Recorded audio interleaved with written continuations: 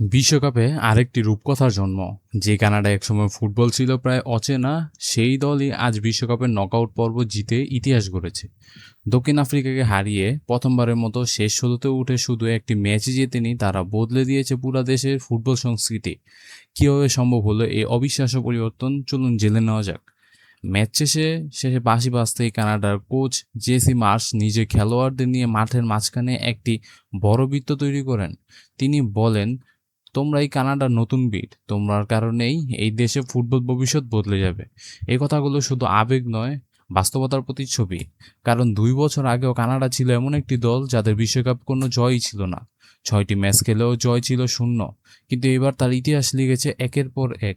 বিশ্বকাপে প্রথম ম্যাচেই বসনিয়া ও হার্জেগোভিনিয়ার বিপক্ষে ড্র করে নিজেদের প্রথম বিশ্বকাপ পয়েন্ট অর্জন করেন কানাডা।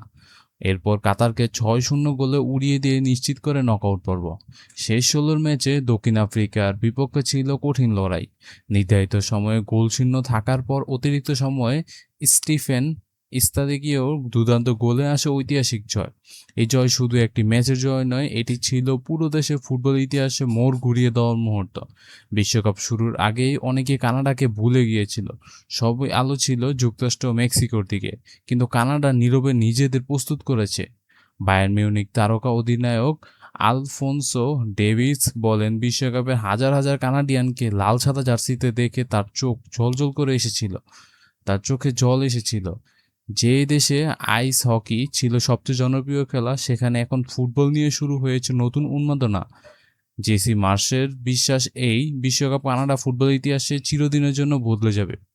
এখন প্রশ্ন হলো, কানাডা এই স্বপ্নের যাত্রা আরও এগিয়ে নিয়ে যেতে পারবে, নাকি শেষ 16-এর এই জয়ই থাকবে তাদের সবচেয়ে বড় অর্জন? আপনার মতামত কমেন্টে জানাতে ভুলবেন না। বন্ধুরা, আপনারা তো জানেনই কানাডা যে গ্রুপে আছে সেই গ্রুপে মরক্কো ভার্সেস নেদারল্যান্ডও চলছে শেষ 32-এ। শেষ 32 থেকে যদি মরক্কো বা নেদারল্যান্ড যদি তাদের বিপক্ষে পড়ে 16 টিমে, তাহলে বুঝতে পারতেছেন কতটা কঠিন হয়ে যাবে তাদের এই লড়াইটা।